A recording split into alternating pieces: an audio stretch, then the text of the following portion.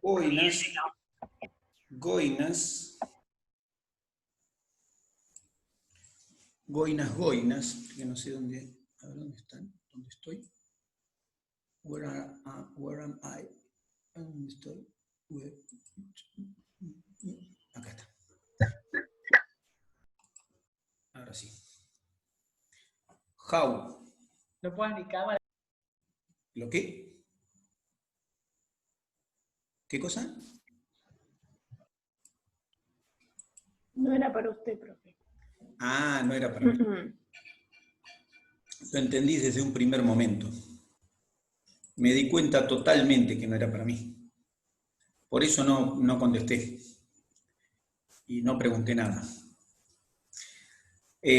Bueno, ¿qué ondas? A ver cómo es la gente que hay. Son como 16. Perfecto. Bueno, algunas comiendo, todo fenómeno, buen provecho. Bueno, terminemos con diabetes, que sería la premisa de hoy. Habíamos hablado de diabetes, hablamos de definición, definimos la diabetes, hablamos de clasificación, hablamos de la fisiopatología, hablamos de diagnóstico, hablamos de complicaciones, hablamos de... Bueno, creo que hablamos bastante de diabetes, está bien. Me quedan un par de cosas. Cosas que quiero aclarar. Una, la primera cosa que aclaro es que nosotros dijimos que la diabetes de tipo 1 es autoinmune, pero quiero aclarar una cosa, por ahí ustedes lo llegan a ver por ahí, que eso me quedó de la otra vez, ya me venía quedando y ahora que estoy redondeando se los cuento. Y es que lo que pueden ver por ahí es que hay diabetes de tipo 1 cuya fisiopatología es desconocida, es decir, no es autoinmune. Es raro, se presenta entre el 1 y el 5% de las patologías de las diabetes de tipo 1, y esto se da en Asia, en África. Pero les digo por las dudas, porque por ahí ven diabetes tipo 1 idiopática se llama, y nada, por las dudas la aclaración de que hay una diabetes idiopática. Es una aclaración, nada más. Bien.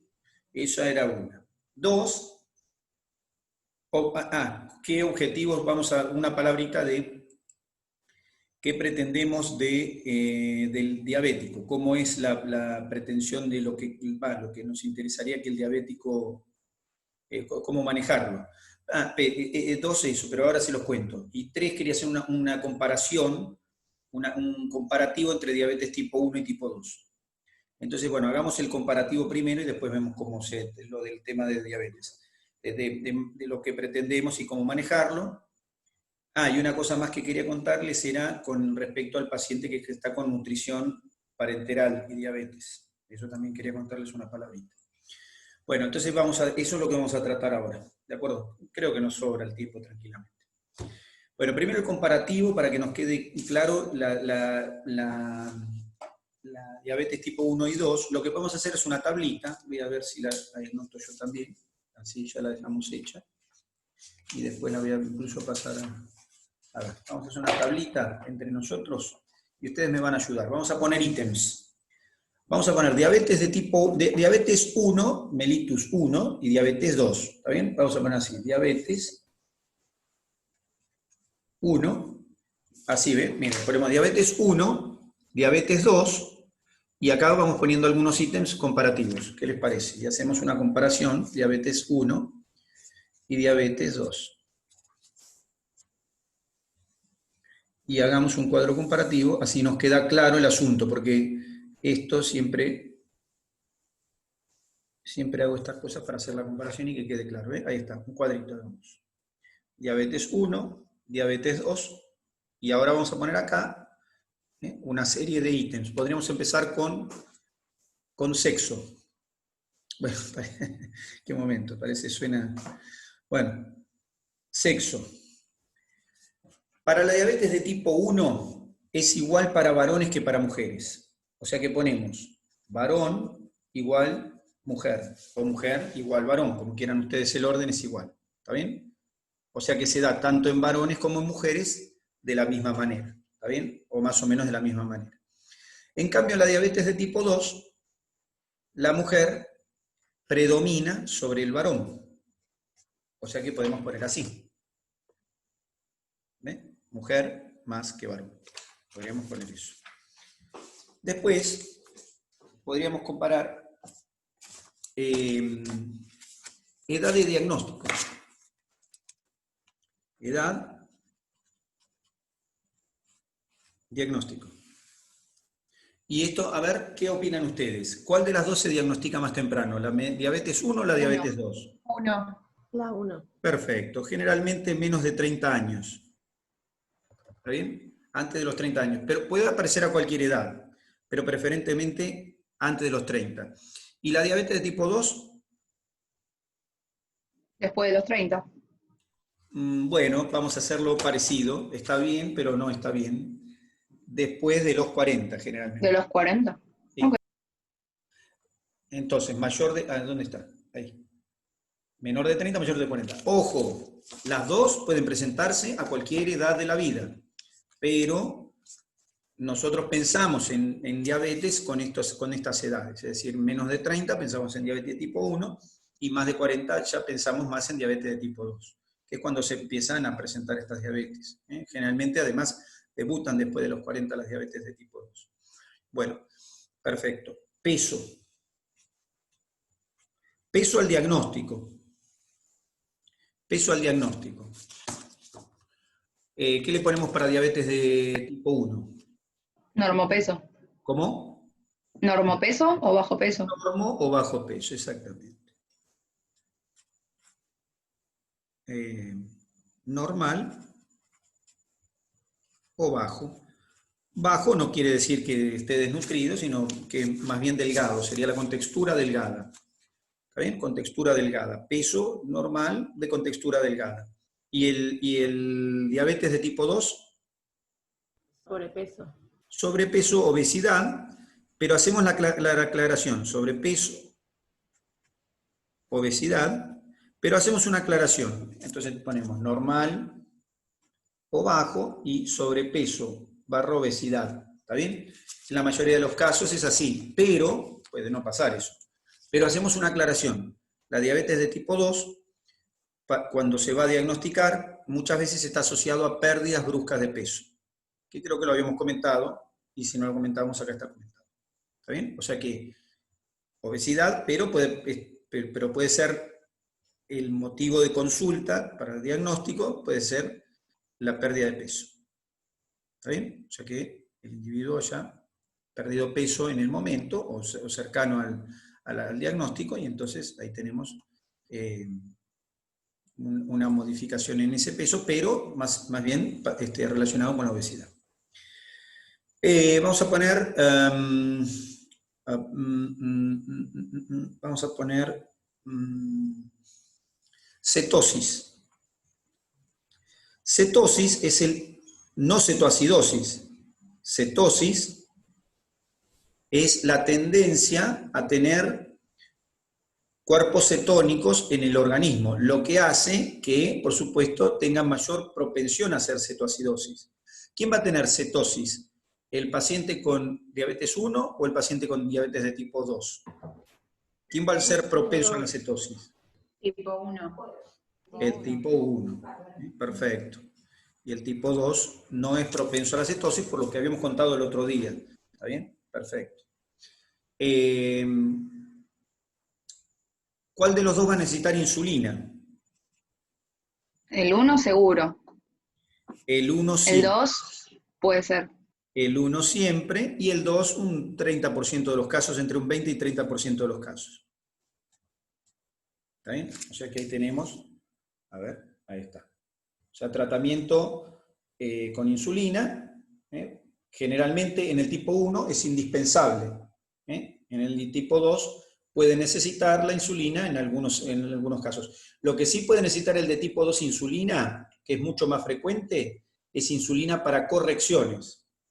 ¿Se entiende? El de tipo 2, por ahí precisa insulina para correcciones, como tratamiento permanente, ya sea con o sin hipoglucemiantes, 20-30% de los casos. ¿Está bien? Bien. Genética. ¿Cuál de los dos está? Genética acá, miren, le pongo acá genética. Vamos a poner genética HLA. HLA que se refiere al complejo mayor de histocompatibilidad. ¿En cuál de los dos casos, en el de tipo 1 o 2, estará relacionada la genética HLA con la enfermedad? ¿El 1? En el 1. HLA en el cromosoma 6, ya lo habíamos hablado una vez, y entonces en el 1 le ponemos un tilde, y en el otro ponemos genética heterogénea. ¿Qué significa esto? Que no conocemos cuáles son los... que hay genes que pueden estar modificados, pero no conocemos bien la relación gen... Genética heterogénea. ¿Cuál de los dos tiene autoanticuerpos? El 1. La 1. Perfecto. En la 2 no. ¿Está bien? Entonces ahí tenemos autoanticuerpos. ¿Ve? Ahí tenemos, ahí está. Genética HLA, en este sí, en este genética heterogénea. En este, habíamos puesto autoanticuerpos. Autoanticuerpos en uno sí, y en el otro no. ¿Está bien? Entonces, autoanticuerpos tiene uno, e inmunidad celular,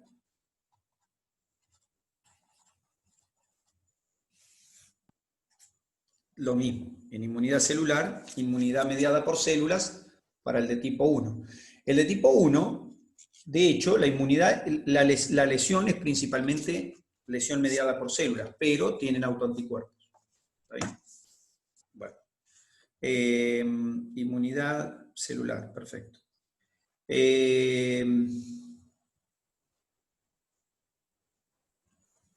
Insulina. La insulina que tienen los pacientes. Insulina, ahora me refiero a niveles de insulina, no la que necesita insulina. Entonces ponemos niveles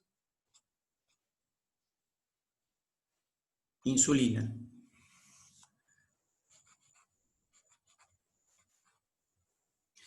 En la diabetes de tipo 1, ¿qué va a pasar con los niveles de insulina? Son bajos, nulos. Nulos o bajos. O sea, esto inicialmente estamos hablando al inicio de la enfermedad. Y en el caso de, en el inicio de la enfermedad, en el caso de la diabetes de tipo 2, ¿cómo está la insulina? No, al principio están altos y después baja. Puede estar alta, puede estar normal al inicio, puede estar normal o elevada, la insulina del paciente de tipo 2. En cambio, en el de tipo 1 está baja. ¿Está bien? Bien. Hasta ahí estamos. Y de los dos, ¿quién desarrolla más tempranamente las complicaciones angiopáticas? Complicaciones. ¿El 2? No, el 1.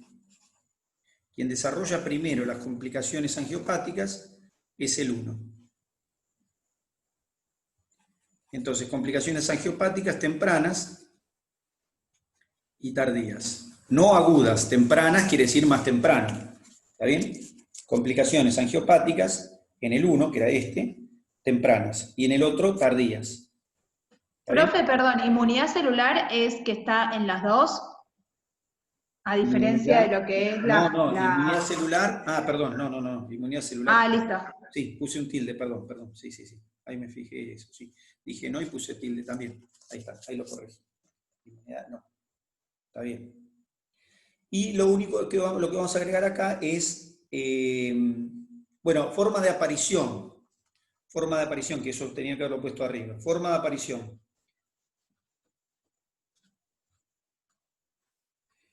Bueno, ¿en cuál de los dos se presenta de forma brusca? ¿En el 1 o en el 2? 1. En el 1. Y en la otra es más insidioso. La forma de presentación. ¿Está bien? Forma de presentación. brusca o insidiosa, de acuerdo al que estemos hablando. ¿Está bien? Muy bien. Ahí hemos hecho una comparación, entonces miren, charlando y charlando, miren el cuadrazo que nos armamos. ¿Ven? Comparamos las dos diabetes. Bueno, eso quería hacer para que quede ahí. Entonces, listo. Ahora después lo voy a copiar, así me queda anotadito. Pues no lo tenía, debo tener alguno de esos por ahí, pero no, eso siempre hago y después lo hago en el pizarrón y después me queda en el pizarrón. Bueno, entonces comparamos las dos diabetes. Como ven, entonces, ya por la fisiopatología son diferentes, pero son dos enfermedades diferentes. ¿Está bien? Que tienen en común el problema que es la insulina y el manejo de la insulina, y por lo tanto, una característica que los define en común es la hiperglucemia, que inicialmente, hace muchos años, no había diferencia entre una y otra. Hace muchos años, hablo de 200 años atrás, no había mucha diferencia entre una y otra porque no se sabía la fisiopatología. Hoy sabemos, entonces pasa esto. Bueno, por un lado entonces hemos visto, hemos comparado las dos diabetes. Entonces ahora vemos qué hacemos con el paciente diabético respecto de cuáles son nuestras formas de manejar, qué es lo que vamos a querer con las diabetes, ¿no es cierto? Bueno, y ahí ponemos una serie de puntitos de qué es lo que necesitamos nosotros. Lo primero que podemos poner es, entonces, manejo de las diabetes, en términos generales. Lo que tratamos de mantener siempre es un control, ¿sí? Un control sobre los niveles de glucemia. Mantener la glucemia aceptable. Ese es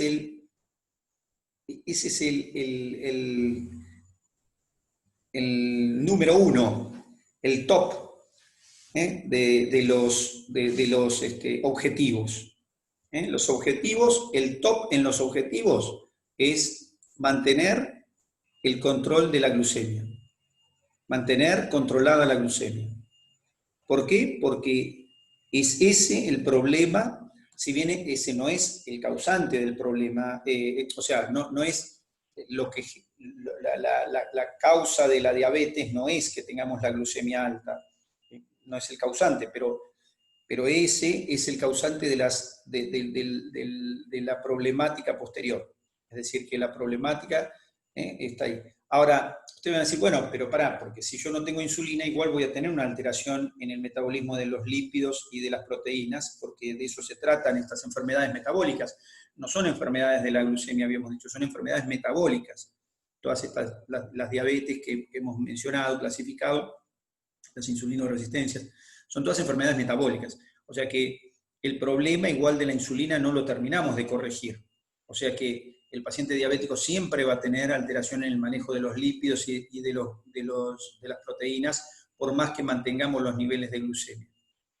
Tal vez en el diabético tipo 1, como nosotros damos la insulina directamente, entonces esos problemas se corrijan de una manera diferente, pero como nosotros damos la insulina desde afuera, las correcciones no son las mismas.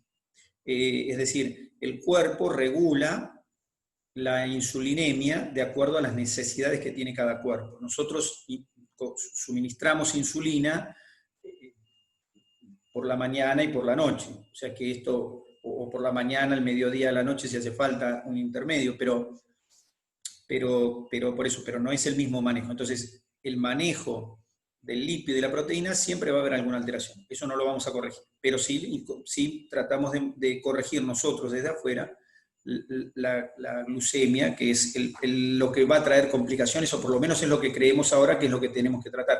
Por ahí de acá a unos años hay que agregar algún medicamento que maneje proteínas y lípidos.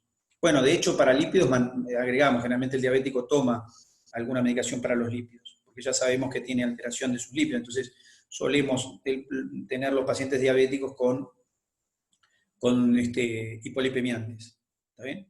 Bueno, pero nos abocamos principalmente al tema de verlo de la glucemia. Bueno, entonces mantener la glucemia. Segundo, mantener el peso corporal cercano al peso ideal, lo más cercano que podamos. suministrando las calorías adecuadas que necesita el paciente. O sea que ese sería un objetivo, ¿eh? Que, como les decía, con comida para humanos esto se puede lograr. No es que se necesitan grandes, digamos, grandes cuentas y cálculos, nada, comida para seres humanos.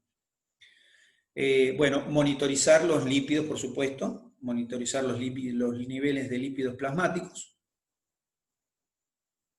y estar atento a las complicaciones.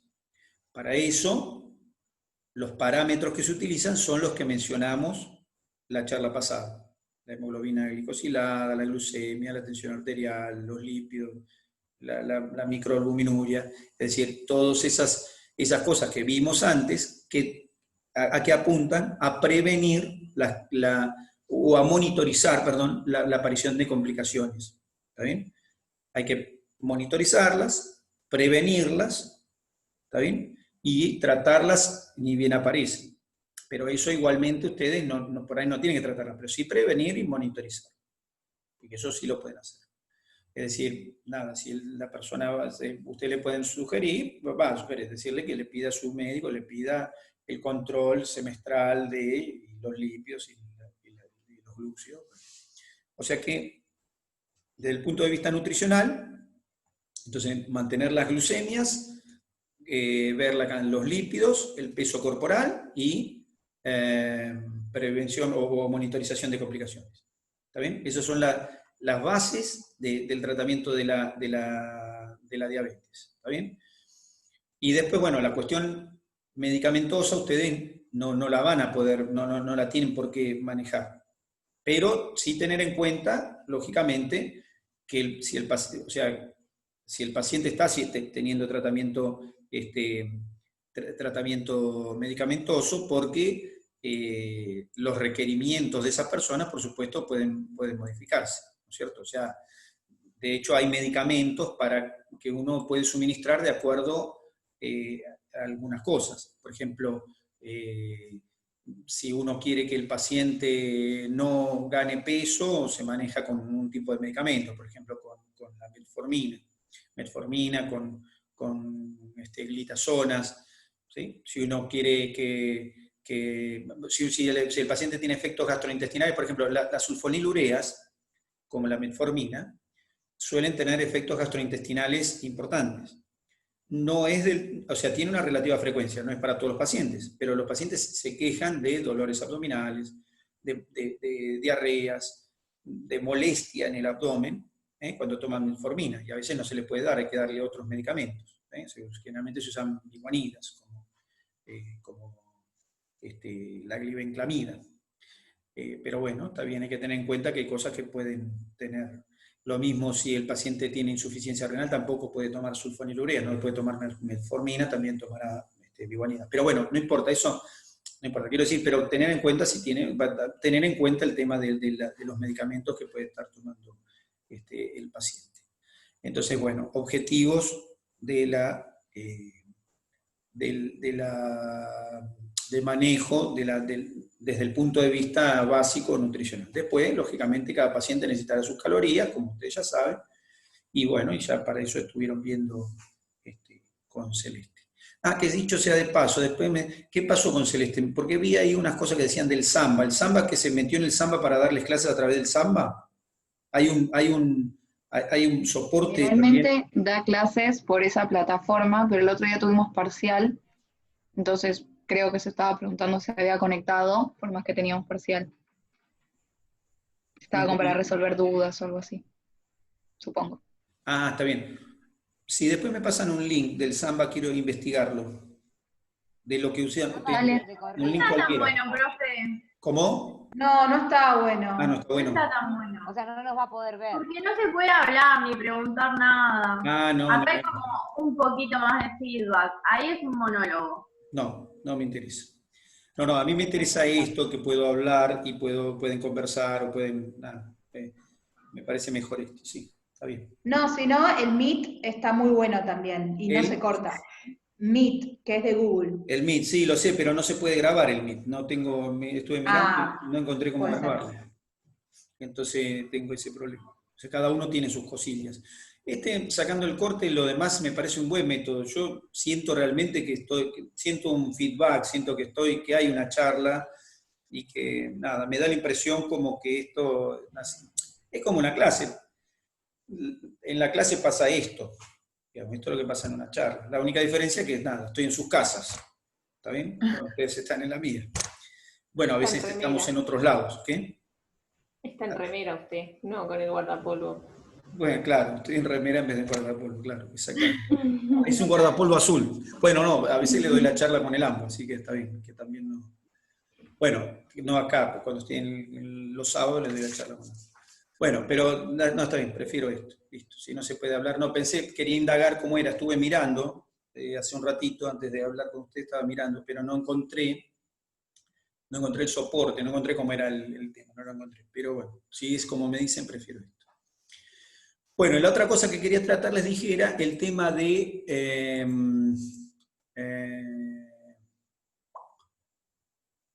nutrición parenteral. Nutrición parenteral, que quería una palabrita, aunque sea de eso, porque eso está bien, hay que tenerlo en cuenta, el paciente diabético en nutrición parenteral. Bueno, para el manejo del paciente, ¿de qué estamos hablando? Estamos hablando de un paciente que obviamente está recibiendo alimentación en un centro asistencial, porque en las casas no tenemos alimentación parenteral. La alimentación parenteral hace referencia a una alimentación que se da por una vía de acceso que no utiliza el tubo digestivo. Esa vía de acceso es colocar el alimento en el sistema vascular directamente. A través de una cánula se coloca en el sistema vascular el alimento. Hay preparados especiales, ya vamos a hablar de eso probablemente, en unas charlitas vamos a hablar de nutrición enteral, parenteral. Y en estos pacientes hay que tener algunas pautas en consideración, porque después vamos a hablar del paciente en nutrición parenteral, pero acá lo que vamos a hablar es puntualmente de este paciente. Entonces, en objetivos para estos pacientes hay que monitorizar, fundamental, monitorizar la glucemia cada 4 o 6 horas. Es fundamental. ¿Por qué? Porque nosotros le estamos suministrando la glucosa desde afuera. ¿Cómo se suministra la glucosa desde afuera?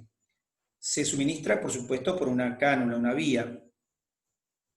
Pero la glucosa, la forma de la glucosa, no es la glucosa común. ¿Qué forma se suministra endovenosa de glucosa? ¿Cuál es la forma de suministro de la glucosa endovenosa?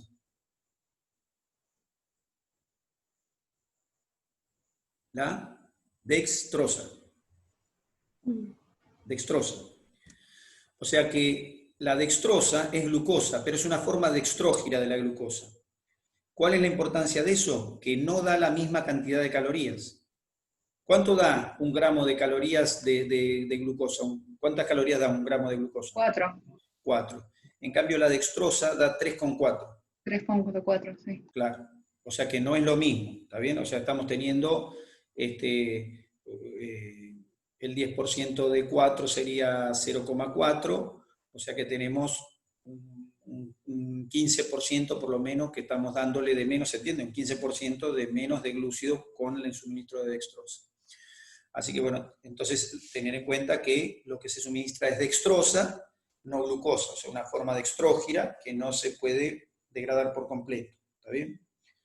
Las glucemias, conveniente manejarlas menores a 150 miligramos por decilitro. O sea, medimos la glucosa y tratamos de mantener las glucemias inferiores a 150 miligramos por ciento.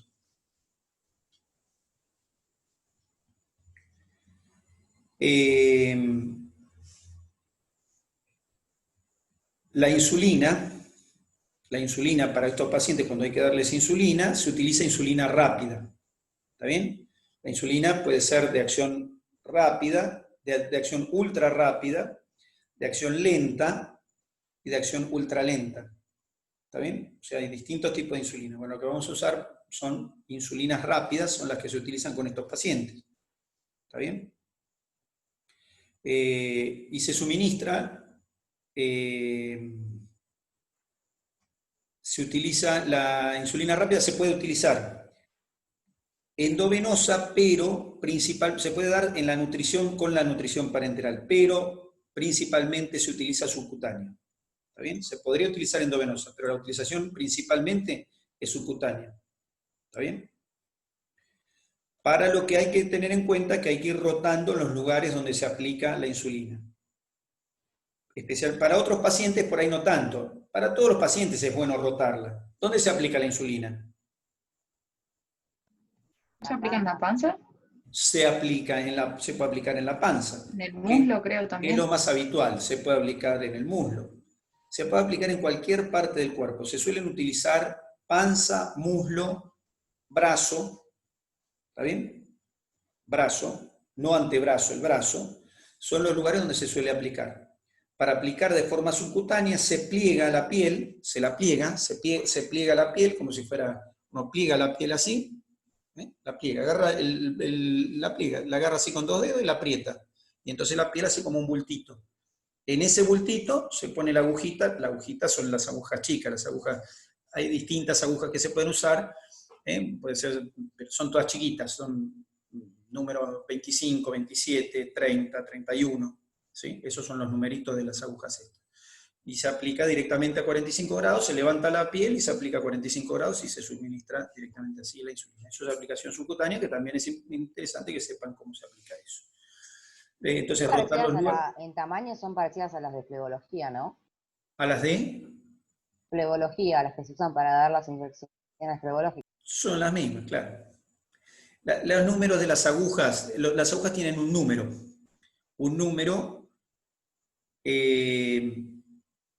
Las agujas chiquititas, porque las grandes tienen otra numeración. Las agujas tienen un color, las que son intravenosas o intramusculares tienen un color verde, los colorcitos verdes, y después las otras tienen otros colores, naranjas, amarillos. Bueno, las agujas más chiquititas tienen una numeración, tienen una letra, que es la letra G, y después tiene una numeración que puede ser 25, 20. Hay algunos números que se saltean porque en realidad, que tienen que ver con los diámetros, eso, no tiene que ver con otra cosa. Que tienen que ver, algunos números se saltean, pero se saltean porque no se usan esos diámetros. Entonces, y entonces aparecen los numeritos van de 25 para arriba, 25, que no hay que confundir 25,8, que es 25,8 es una endovenosa, con los números G, 25G. 25G, 27G, 30G, 30G medio, 31, esos son los numeritos. Las que se usan en flebología suelen ser las de 30 o las de 27, que se utilizan para colocar adentro de la venita alguna sustancia para que la esclerose, para eso se utilizan esclerosantes. Se mete la venita, son chiquititas para poder entrar a las venas chiquititas. Y se utilizan generalmente esclerosantes o cosas que se le pueden poner a la vena para que esa vena no funcione más. Se la tapa y la venita se cierra y listo. Pero sí, son de esas mismas, exactamente esas mismas. Y se aplican sobre la piel. Estas cosas yo les cuento también porque ustedes por ahí ven pacientes de acá unos años, ven pacientes con diabetes y la insulina, y entonces la persona dice, uy, yo no sé cómo se aplica esto, y bueno, es conveniente que ustedes que tengan una noción de esto. Entonces plegar, formar el bultito, más o menos 45 grados, no es que y se aplica ahí, listo. ¿De acuerdo? Es una cosa muy simple, pero tenerla en cuenta. Perfecto. Si hay edema, eso, cuando se aplica la zona donde se aplica, es preferible que no tenga edema. ¿Está bien?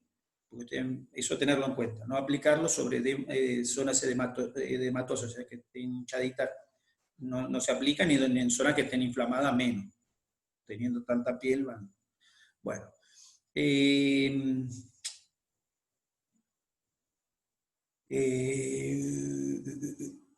bueno, hay eso, y la insulina. Y también hay que monitorizar, entonces, eso la monitorización cada 4 o 6 horas, y hay que... y la insulina se maneja estrictamente de acuerdo a los monitoreos de la glucemia. Entonces, manejos de la glucemia, cuál es la glucemia que tenemos que tener en cuenta que los glúcidos son diferentes, medir la glucemia, ya dijimos, donde se aplica la insulina, y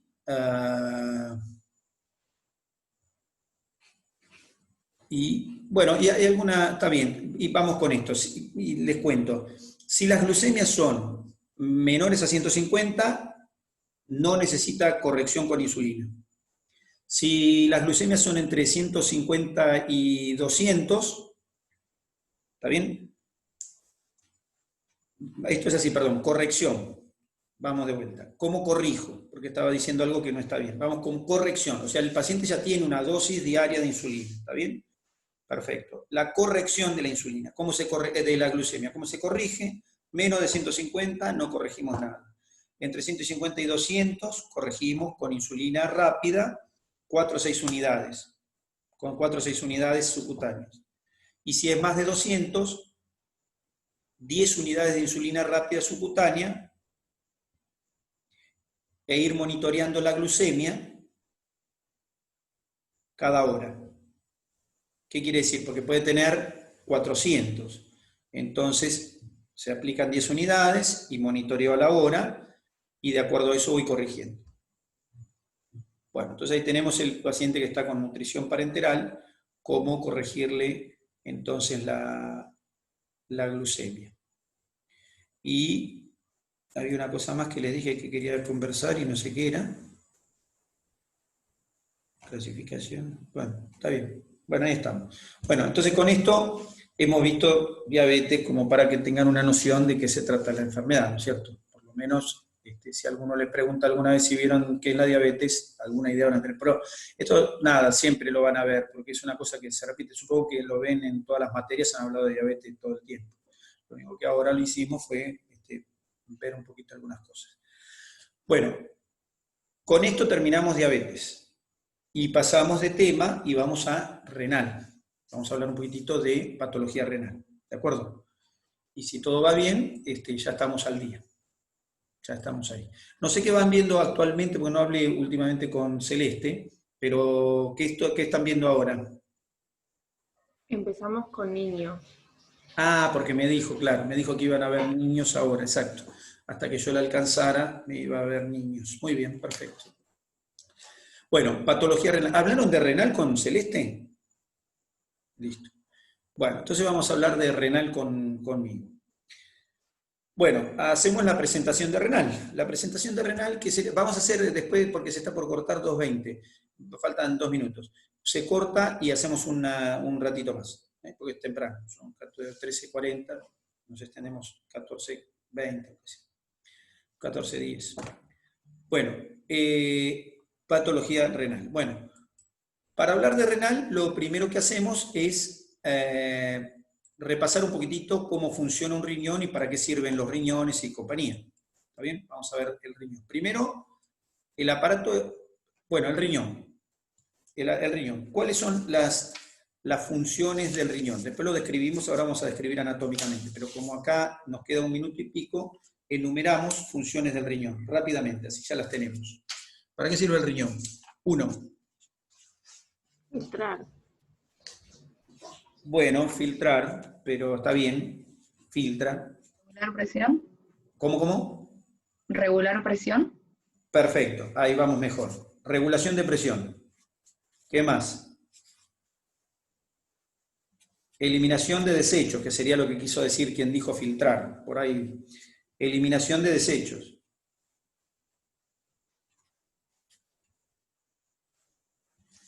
Control del estado de ácido-base.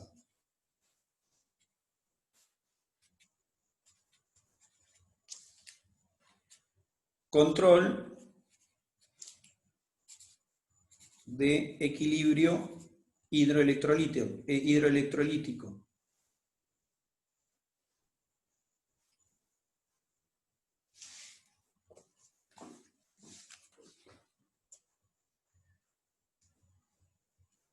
Regulación de presión. Regulación de eritropoyesis.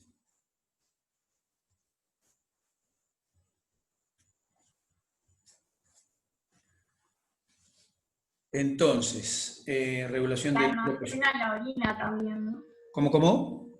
Se almacena la orina. Bueno, el riñón no almacena orina, pero igual el almacenamiento de orina no no es una función de... La orina se almacena hasta que la alargamos, ¿no? O sea, el almacenamiento de la orina está relacionado con que necesitamos un volumen para que se